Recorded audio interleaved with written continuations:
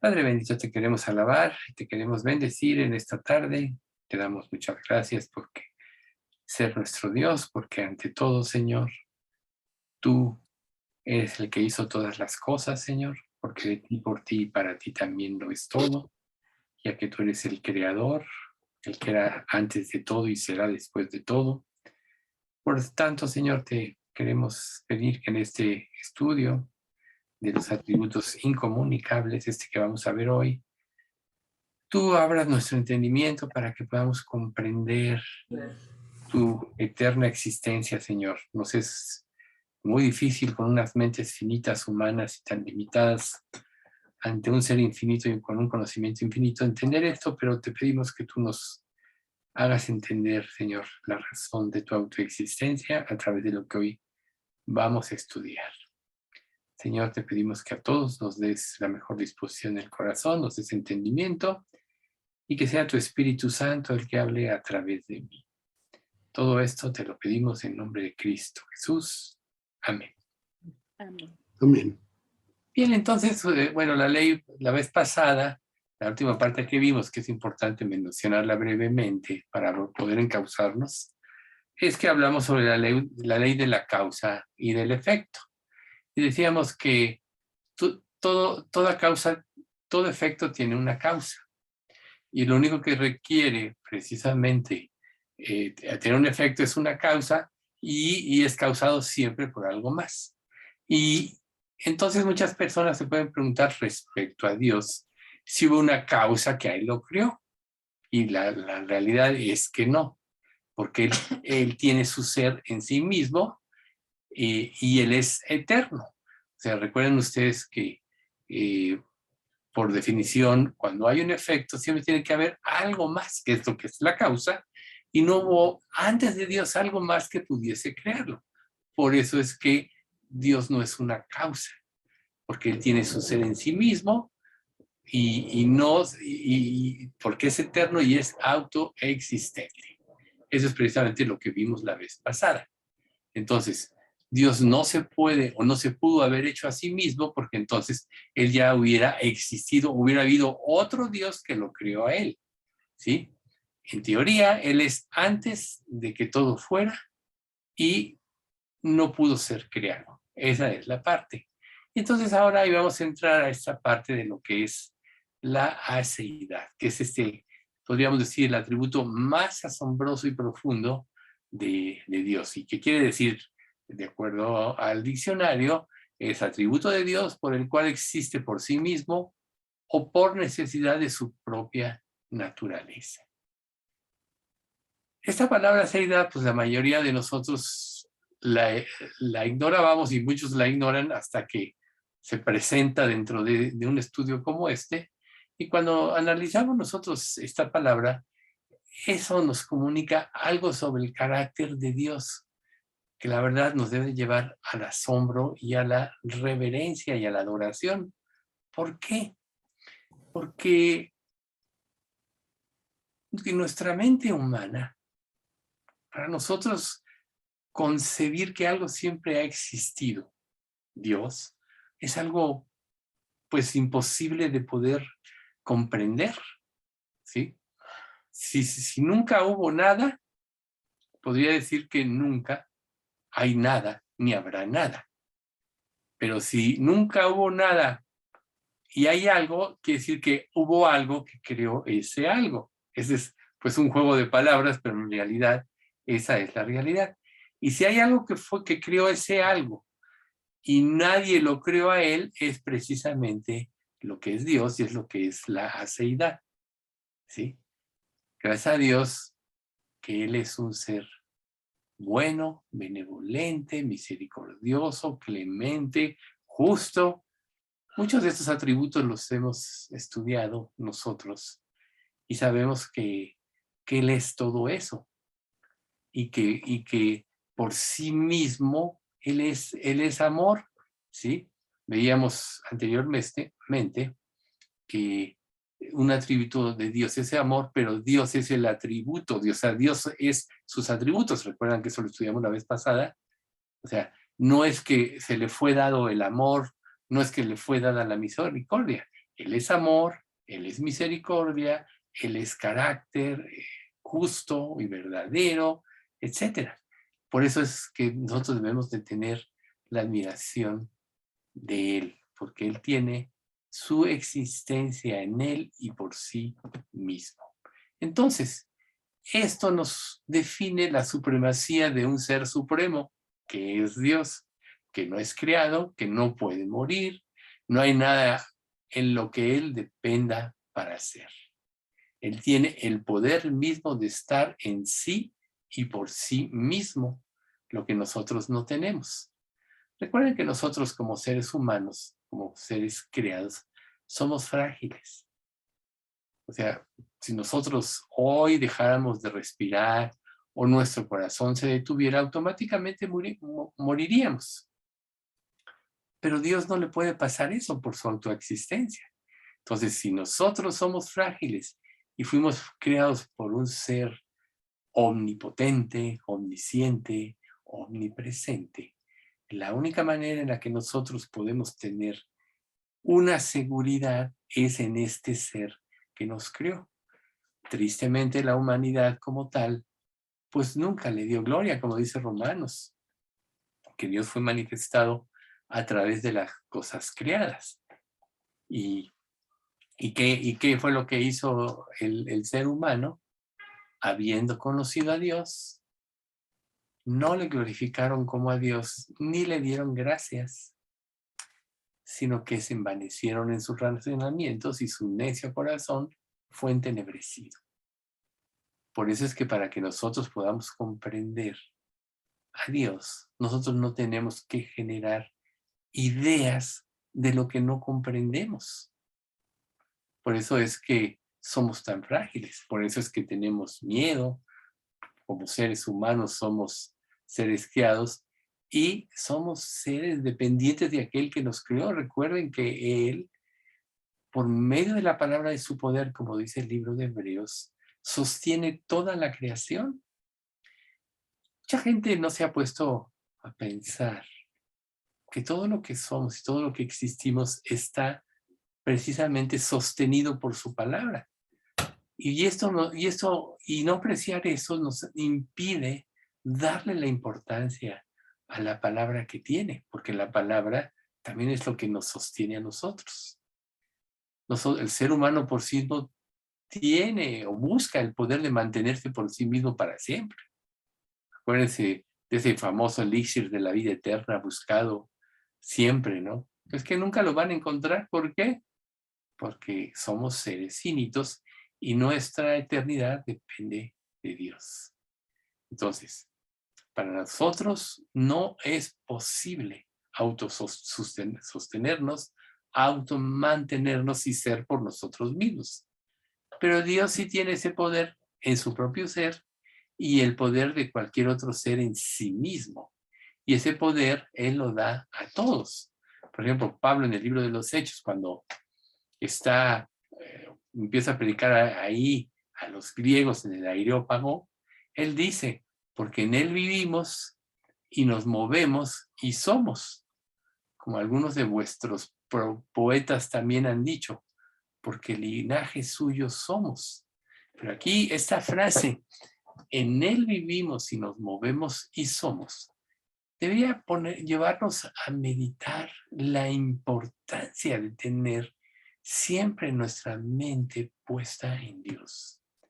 Por ejemplo, en el capítulo 12 de Hebreos, dice que nosotros, después del 11 de los testigos de la fe, teniendo alrededor nuestro tan grande nube de testigos, debemos de despojarnos de todo peso.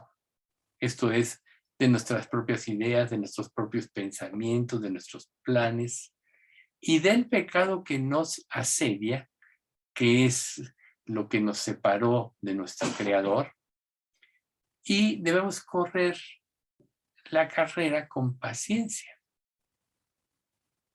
puestos los ojos en Jesús, el autor y consumador de la fe. ¿Ven ustedes? Puestos los ojos en Dios. Esa es la manera en la cual nosotros como seres vamos a poder adquirir la seguridad, la certeza de las cosas.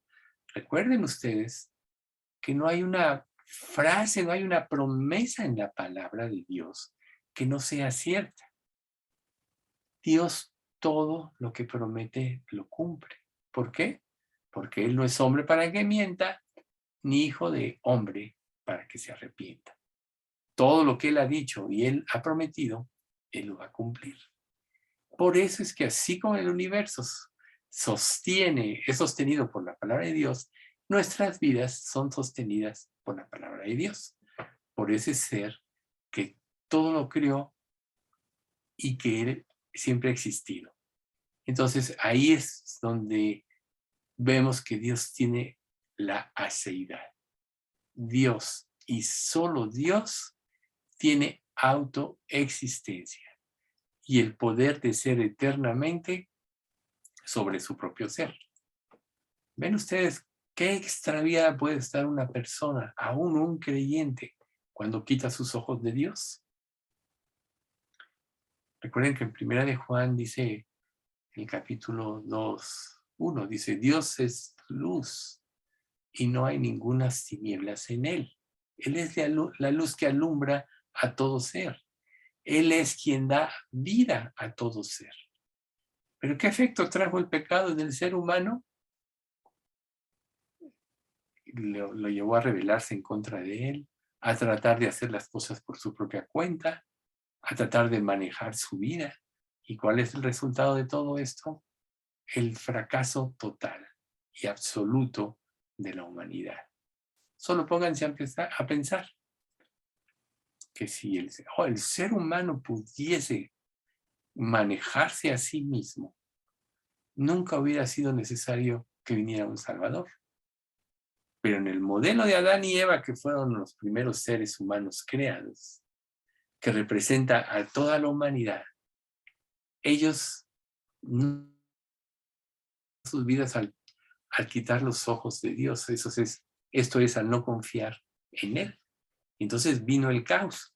A lo mejor alguno de ustedes alguna vez ha pensado, bueno, si yo hubiera estado en el lugar de Adán, seguramente llega la serpiente y me trata de engañar y no hubiera caído. No, nadie tenía como ser humano creado los méritos de Adán, porque además tenía una mente que no estaba afectada por el pecado y al no tener pecado tenía una comprensión muy grande, a tal grado que él fue el que le puso nombre a todos los animales, etc.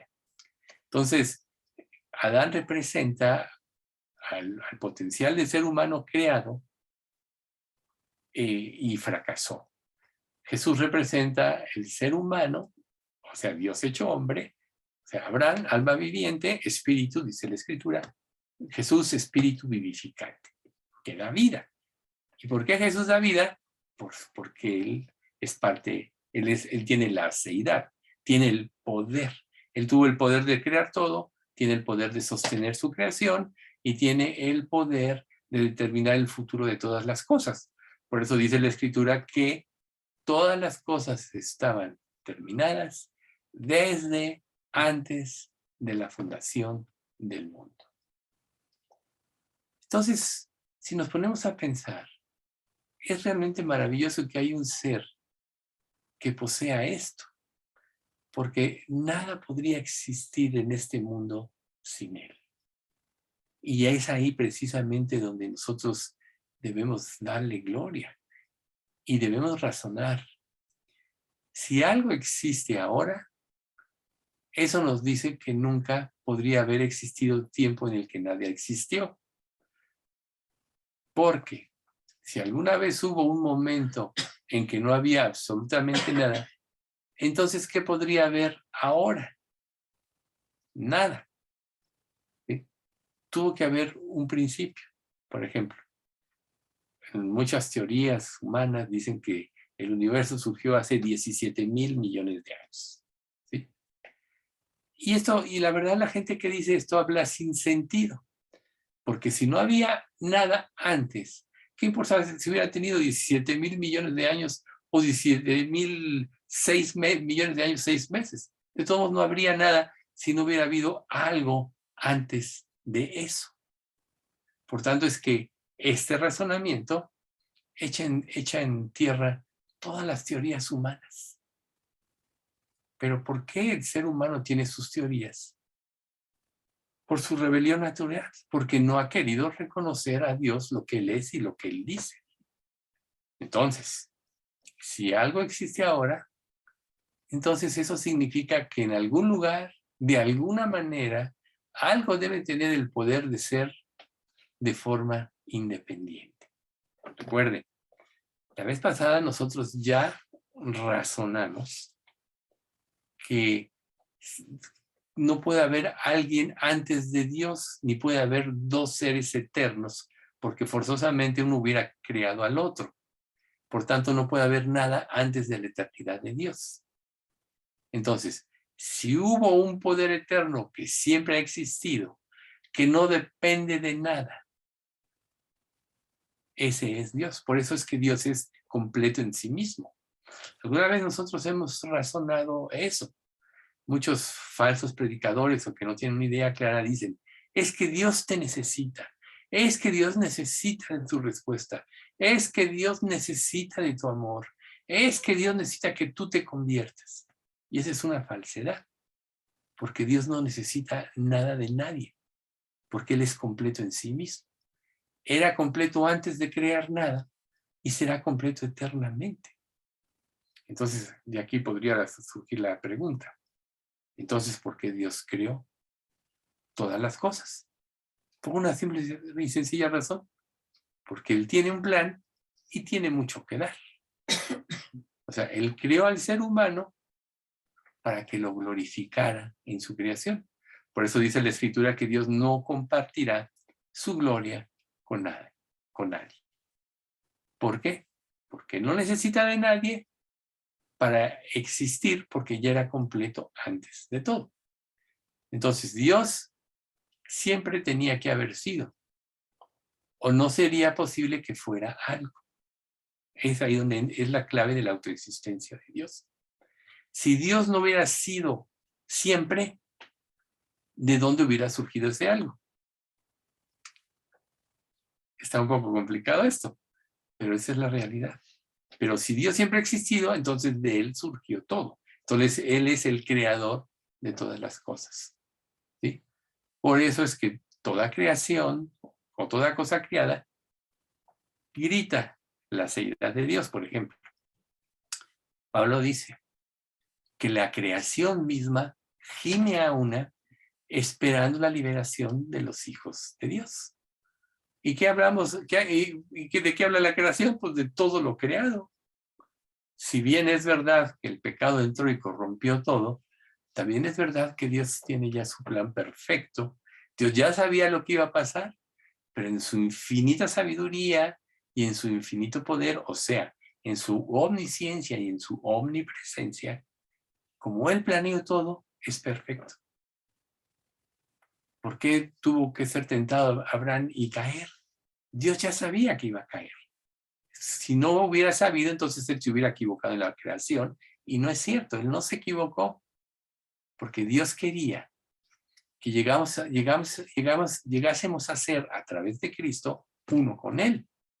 Si no, reflexionen siempre, y yo pienso que tienen que tener presente en sus mentes siempre, la oración del capítulo 17 del Evangelio según San Juan, donde Jesús le dice, aquella gloria que yo tenía, yo quiero que ellos la compartan con nosotros.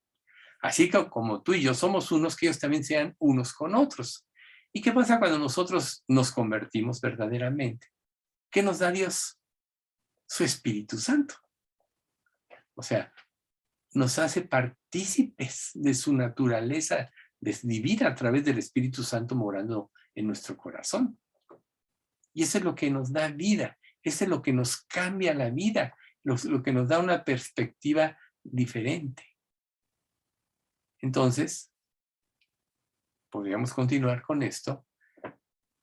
Por eso es que Dios no puede comunicar su externalidad a una criatura, porque cualquier cosa que tiene un comienzo en el tiempo, por definición no es eterna. Entonces, ¿cómo podemos nosotros entender, sino levemente y a través de un razonamiento como este, la eternalidad de Dios? Se nos puede otorgar vida eterna para siempre y en esa dirección hacia adelante, pero hacia atrás tuvimos un momento en el que empezamos a existir. Por eso es que cada uno de nosotros tiene una fecha de nacimiento y celebramos nuestro cumpleaños, porque a partir de ese día nacimos en este mundo. Aunque en realidad empezamos a existir desde el momento de la gestación, ¿verdad? Pero en realidad, antes de eso no había nada, no había nada de nosotros, porque no hay esa eternalidad. Pero Dios es eternamente lo que es y quién es. Esta es la base de su ser, donde no puede haber mutación.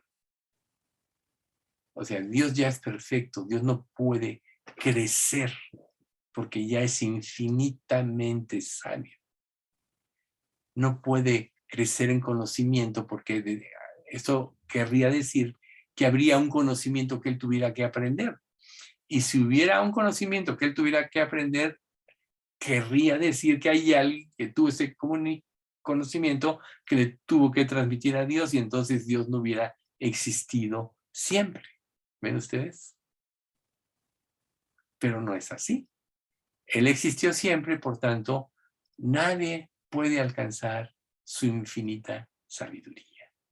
Por eso es que cuando Pablo razona en todas estas cosas en el libro de Romanos, expresa con admiración: oh profundidad de las riquezas de la sabiduría y de la ciencia de Dios. Cuán insondables son sus juicios, inescrutables sus caminos. Porque ¿quién le dio a él primero? Luego dice, porque de él, por él y para él son todas las cosas. O sea, sus caminos son inescrutables y sus juicios tampoco nadie los puede entender. Tienen un carácter entero. Entonces, quizá a raíz de esto, por eso es que Dios nos da la salvación por fe. Y por eso es tan importante que nosotros estudiemos estos atributos de Dios, este atributo en especial que es tan importante. Porque nunca vamos a poder razonar ni entender la infinitud de Dios. Por eso tenemos que creerle. Y este razonamiento nos ayuda a poner nuestra confianza en Él. O sea, por eso es que la salvación no es por obras, ni es porque una persona genere por sí misma el arrepentimiento, porque no puede. No es porque una persona genere la fe, como dice Efesios 2, 8, 9. Por gracia sois salvos por medio de la fe, y esto no de vosotros, pues es don de Dios. ¿Ven ustedes? Pero Dios nos pide que le creamos. Entonces podríamos decir que el proceso de la salvación comienza desde el momento que nosotros empezamos a creerle y a poner nuestra confianza en Él, confiando en que Él es antes de todas las cosas, en que Él todo lo sabe, y que de la manera que organizó y planeó cómo deberían de ser las cosas, es la manera perfecta. Yo en lo personal muchas veces he razonado esto. A lo mejor si Adán no peca, pues entonces nosotros hubiéramos tenido siempre una relación con Dios. Hubiera generado hijos, seríamos nosotros su descendencia, y tendríamos una relación ininterrumpida con Dios porque no había pecado que se interpusiera. Pero nunca hubiera sido posible que Dios fuera, nos hiciese nuevas criaturas y nos convirtiera en sus hijos a través de Cristo, y nos hiciese partícipes de su Espíritu Santo. Entonces, por tanto, como Dios lo planeó, sí, Él en su infinita sabiduría, y como planeó las cosas, ya sabía que Adán y Eva iban a caer, pero su plan era Cristo. Por eso es que la Escritura dice que Él, en un sentido, ya sacrificó a su Hijo antes de la fundación del mundo, porque ese era su plan. Recuerden que en la primera capítulo de Juan, en el principio era el Verbo y el Verbo estaba con Dios y el Verbo era Dios. Todas las cosas por Él fueron hechas y sin Él nada de lo que ha sido hecho fue hecho. En Él estaba la vida y la vida era la luz de los hombres. Eso es lo importante. Entonces, el hecho de que el hombre haya caído y por medio del sacrificio de Cristo pueda reconciliarse con Dios y Dios lo hace partícipe de su naturaleza divina a través de la regeneración y de darle su espíritu es lo más grande que pudiera existir. Era para que ninguno de nosotros viviera a partir de entonces para sí mismo. Sin embargo, muchos vemos, quieren apagar el micrófono por ahí. Alguien por ahí prendió su micrófono y lo estamos oyendo. Bueno, parece que ya. Y entonces nosotros tenemos que tener esa gratitud eterna de cómo Dios planeó las cosas y de cómo sus planes son perfectos. Y que pase lo que pase, si tú, por ejemplo, estás oyendo estas palabras, es porque Dios te está llamando a confiar. Es porque Dios te está llamando a creer. Es porque Dios te está llamando a su presencia. Lo triste es que hay personas que lo rechazan, como el pueblo judío. A veces, cuando leemos el Antiguo Testamento y vemos la historia del pueblo judío, pues que se menciona parte en Samuel, parte en Primera de Crónicas, Segunda de Crónicas, parte en la otra, Primera de Reyes y Segunda de Reyes. Decimos, oye, pero eso, bueno, con detalles más o menos, se está repitiendo 3 veces prácticamente. Pero nunca nos hemos puesto a pensar que nada de la Escritura está puesto sin un sentido o un propósito. Y recuerden que Israel representa prácticamente la naturaleza humana. Entonces nosotros tenemos que aprender de cómo vivieron, de cómo fallaron, de cómo dejaron de confiar, de cómo tomaron su vida en sus manos y cómo a final de cuentas, por no entregarse a Dios, por no cederle sus derechos a Dios, acabaron condenando a Jesucristo, el autor de la vida. O sea, eso es muy triste. Entonces, volviendo a la aceidad de Dios, aunque en parte ya lo mencionamos, solo estamos ratificando, Dios no podría crear otro ser infinito, porque aunque puede haber muchas líneas infinitas y cosas así, solo puede haber un ser infinito. Entonces, sería una contradicción hablar de 2 seres infinitos, porque forzosamente uno fue antes del otro y uno tuvo que haber creado al otro. Entonces, dentro de este atributo también nosotros vemos que señalan a Dios como una persona totalmente diferente a nosotros. Y de la manera en la que Él nos trasciende, o sea, nos llama y nos lleva hacia adelante y nos da un futuro y una esperanza. Y que Él es más grande que nosotros en todos sentidos, que no hay comparación. Recuerden que cuando Jesús vino al mundo y Juan, en el capítulo 1 de Juan, dice, no soy digno de desatar la correa de sus zapatos. Bueno, eso no lo dice en el capítulo de Juan, en Marcos. ¿Sí? O sea, Juan dice, ese es el testimonio, ese es el quien yo decía. El que viene antes de mí era antes de mí porque era primero que yo. Porque su plenitud tomamos todos y gracia sobre gracia. O sea, Juan lo entendió. El que viene después de mí era antes de mí porque era primero que yo. Entonces siempre que tú quieras tomar tu vida en tus manos tienes que pensar esto. Que Dios fue antes de ti. Sin embargo, existes con un propósito y el pecado te hizo perder de vista este propósito. Y el propósito de solo ser humano es glorificar a Dios con su vida. ¿Y cómo lo podemos glorificar? Creyendo y obedeciendo y siguiendo todo lo que Él nos dice que tenemos que hacer en su palabra. Cuando nosotros somos rebeldes y tomamos nuestra vida en nuestras manos y hacemos lo que bien nos parece, en un sentido estamos despreciando a Dios. Estamos siendo soberbios, arrogantes. Y la Escritura dice que si alguno de vosotros hace algo con soberbia, debe ser quitado de su pueblo. Tanto el natural como el extranjero debe ser quitado, porque ultrajó a Dios. ¿Ven ustedes? Entonces, por ejemplo, cuando Dios dice para los últimos tiempos de que como iglesia nos tenemos que congregar, tenemos que hacerlo.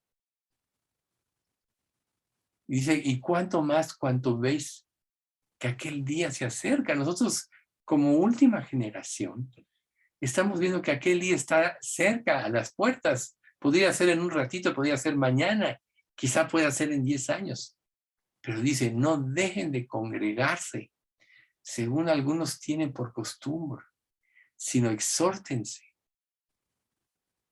unos a otros. También es importante, y Dios lo dice porque nos alentamos unos a otros, compartimos unos a otros, vemos los milagros de Dios actuando en unos y en otros, y eso nos motiva a entregarnos más. Por eso Dios nos lo pide. Ese es un ejemplo. Pero ¿qué pasa cuando nosotros decimos, no, yo así, yo voy a hacer de esta manera? ¿Saben qué pasa? De alguna manera no estamos confiando en lo que Dios dice, como le pasó al pueblo de Israel, y un acto de desconfianza nos va a llevar ineludiblemente a más desconfianza. Y vamos a caer en una cascada de desobediencias que al final van a llevarnos a tomar nuestra vida en nuestras manos y desafiar plena y abiertamente a Dios, como lo hizo con el pueblo de Israel. ¿Pero qué dicen Judas? Judas dice, Judas, siervo de Jesucristo y hermano de Jacobo, a los llamados, santificados de Dios Padre y guardados en Jesucristo. Ya viene su gran petición. Por la gran solicitud que tenía de escribiros acerca de nuestra común salvación, me ha sido necesario escribiros exhortándolos que contendáis ardientemente por la fe que alguna vez ha sido dada a los santos. Porque algunos han entrado encubiertamente, los que fueron destinados a esta condenación, hombres impíos que convierten en libertinaje la gracia de nuestro Dios y niegan a Dios, el único soberano, y a nuestro Señor Jesucristo. Y ahí viene lo interesante. Mas quiero recordarles, ya que una vez lo habéis sabido, que el Señor, habiendo salvado al pueblo, sacándolo de Egipto, después destruyó a los que no creían. Y a los ángeles que no guardaron su dignidad, sino que abandonaron su propia morada, los ha puesto bajo oscuridad, en prisiones eternas, para el juicio del gran día.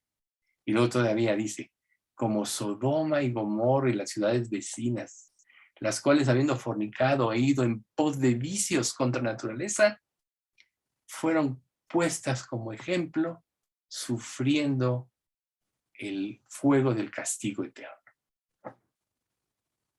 O sufriendo el castigo eterno. Ahí está. Dios es luz. Dios nos revela su aceidad para que nosotros podamos confiar en Él. Pero confiar significa estar dispuestos a hacer su voluntad. No tener un cristianismo bajo nuestros propios términos. Y bueno, y este es un ejemplo de otros muchos en los cuales nosotros podemos no estar desobedeciendo, podemos estar desobedeciendo, y la evidencia de nuestra desobediencia Desobediencia es que no hacemos lo que Dios dice y hacemos lo que creemos que es lo mejor. Ese ha sido el problema del ser humano. ¿No creen ustedes que Adán y Eva eso pensaron? Que porque había una duda en sus corazones. El diablo solo definió lo que había en sus corazones, no crean que eran inocentes plenamente. O sea, el diablo es un catalizador, lo hemos dicho muchas veces. Hace que se defina lo que realmente hay dentro de nosotros, por eso a veces Dios permite que el diablo actúe. Pero está controlado por Dios, recuerden. En Job, en el capítulo 1, no, Satanás no puede hacer nada que Dios no permita. Y si no puede hacer nada que Dios nos permite y Dios permite algo, esto quiere decir que está probando nuestros corazones. ¿Cómo has respondido tú ante esta grandeza de este ser?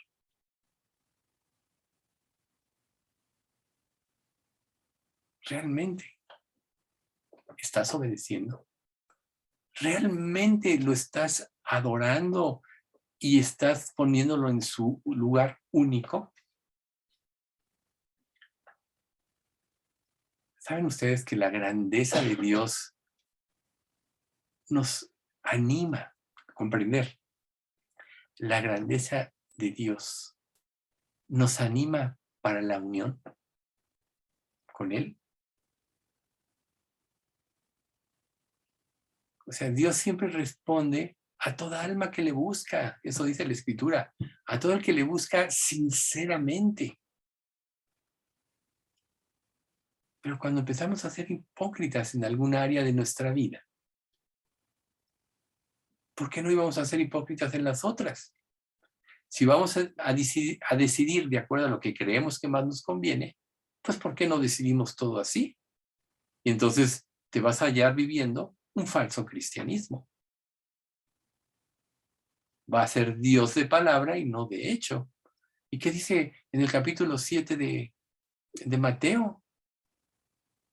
No todo el que me dice, Señor, Señor, entrará en el reino de los cielos, sino el que hace la voluntad de mi Padre que está en los cielos. ¿Ven ustedes? Todos los religiosos, Dios sí, ayúdame, Dios esto. Hasta usan el nombre de Dios como o sea, lo toman en vano. Lo mencionan sin pensar en Él y cosas de ese tipo. Hasta juran. Cuando Dios dice no juréis, Jesús dijo no juréis en ninguna manera.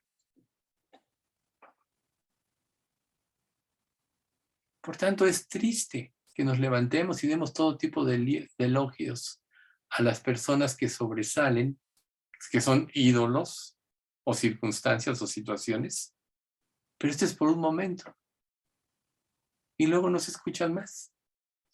Si no fuera así, el libro de Eclesiastés no dijera en el capítulo 2, aquello que fue, ya es. Y lo que ha de ser, fue ya. Y Dios restaura lo que pasó. No hay nada nuevo debajo del sol. Lo que ha sido hecho es lo mismo que se hará.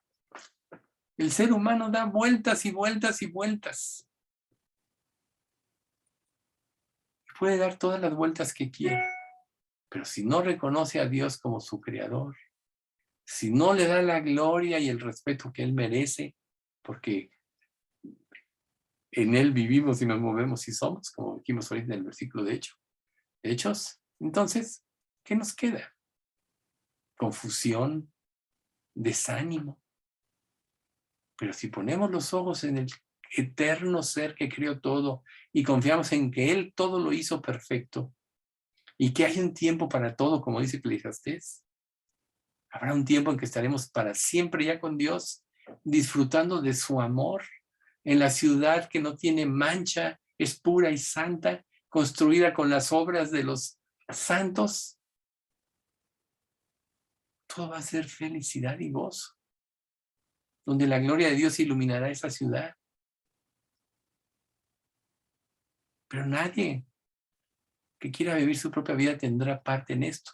Y es lo que Dios nos promete. Por tanto, a Él le debemos nuestra gratitud. por cada bocanada de aire que respiramos, por cada latido de corazón que tenemos. Porque si Dios quiere que estemos hoy en este mundo, es para que entendamos su grandeza y su poder y le glorificamos. Es para que vivamos para Él. Dios quiere recibir el honor y la gloria. Pero tristemente Dios no recibe honor y gloria de sus criaturas que tan ricamente merece.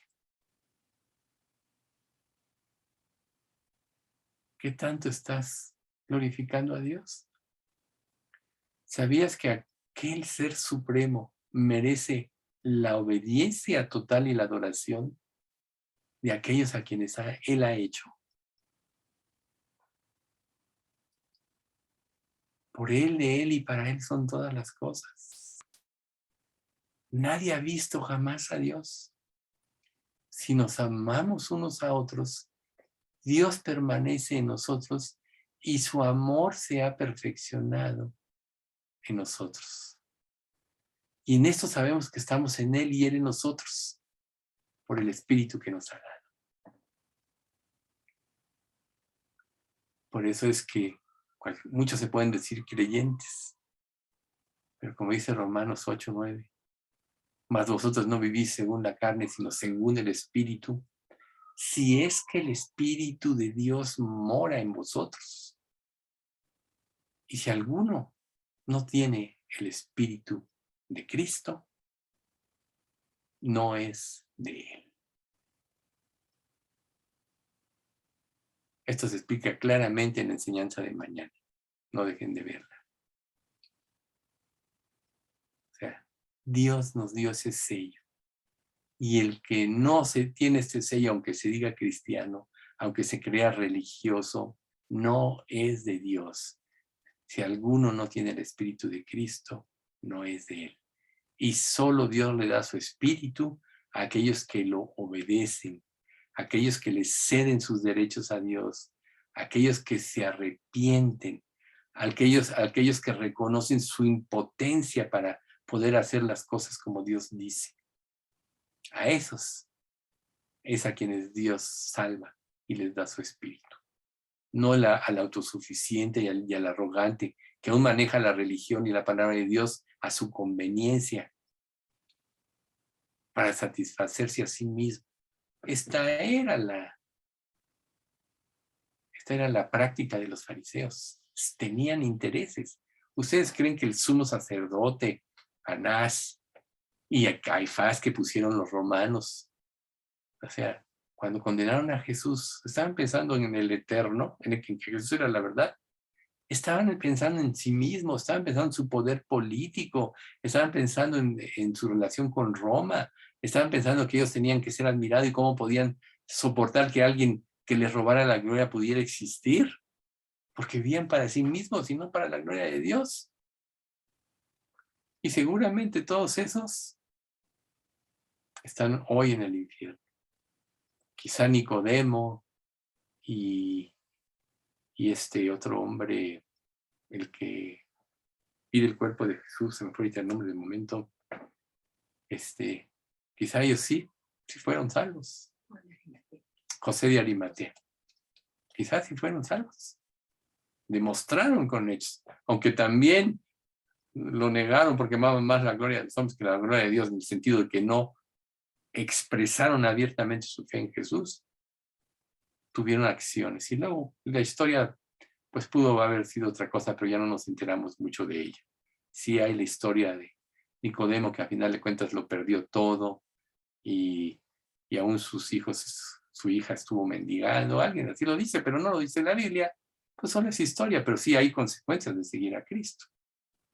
Por eso es que Jesús dijo, si alguno viene en pos de mí, niéguese a sí mismo, tome su cruz cada día y sígame. Porque todo el que quiera salvar su vida, la perderá. Pero todo el que pierda su vida por causa de mí y del Evangelio, la hallará. ¿Quieres conservar tu vida, tu manera de ser y manejar la religión a tu antojo? Entonces perderás tu vida. Porque una persona que no se somete a Dios realmente no es salva. Reconoces a Dios como el único soberano, el ser autoexistente que creó todas las cosas, que no se equivoca en nada. Entonces, tienes una esperanza. Irás a Él y Él te dará la salvación. Entonces, la verdadera diferencia entre Dios y el hombre es que su ser es muy diferente al nuestro. Dios es perfecto. Dios sí ama verdaderamente. Dios sí es misericordioso. También es justo. Él es independiente a toda la creación y si nosotros lo rechazamos a Él, no le afecta. Sí, te aseguro que Él no quisiera que nadie fuera al infierno, por eso dice la Escritura, no queriendo que ninguno perezca, sino que todos procedan al arrepentimiento. Pero no crean ustedes que en un sentido eso va a afectar a su persona porque Él es completo en sí mismo. Entonces, ¿a quién le haces el mal o a quién engañas cuando no te sometes verdaderamente a este ser supremo, infinito y eterno, que merece toda la gloria? Te engañas a ti mismo. Y eso trae confusión a tu vida. Entonces, nos debe de quedar claro. Dios es un ser totalmente independiente. Pero nosotros, su creación, somos completamente dependientes de Él. Por tanto, rechazarlo a Él es ir en contra de nosotros mismos y arriesgamos nuestra eternidad gloriosa que Él nos quiere dar para que estemos con Él siempre, una vez erradicado el pecado y la esclavitud que produce, gozando de su amor y de una vida plena. Por tanto, no te preocupes por lo que estás viviendo ahorita en este mundo. Recuerden lo que dice Santiago. La vida del hombre es como neblina que aparece por un rato y luego se desvanece. Pero lo eterno es para siempre. La palabra de Dios por eso permanece para siempre, porque siempre regirá todo. Por eso es tan importante. ¿Es tu tesoro verdaderamente la palabra de Dios? Si lo es, entonces vas a obedecer. Recuerden aquella parábola de la perla de gran precio, que cuando un hombre halló una perla de gran precio, fue y vendió todo lo que tenía para comprar ese campo donde estaba esta perla. Esa perla es Jesús. Tienes que darlo todo por Él. Dios lo dio todo por ti. No merece menos que eso. Menos que eso es menospreciar el sacrificio de Cristo. Por eso dice Hebreos 10:29. ¿Cuánto mayor castigo pensáis que merecerá el que pisoteare al Hijo de Dios y tuviere por inmunda la sangre del pacto en la cual fue santificado e hiciere afrenta al Espíritu de gracia? O sea, hay un mayor castigo que desobedecer, que pecar, que violar la ley. Y este es rechazar a Cristo. Y Jesús claramente dijo, el que no es conmigo, contra mí es. Y el que conmigo no recoge, desparrama. Por tanto, comprende bien, no te puedes convertir a medias. Tienes que darlo todo. No puedes vivir a medias una vida cristiana. ¿Eres o no eres? ¿Estás o no estás?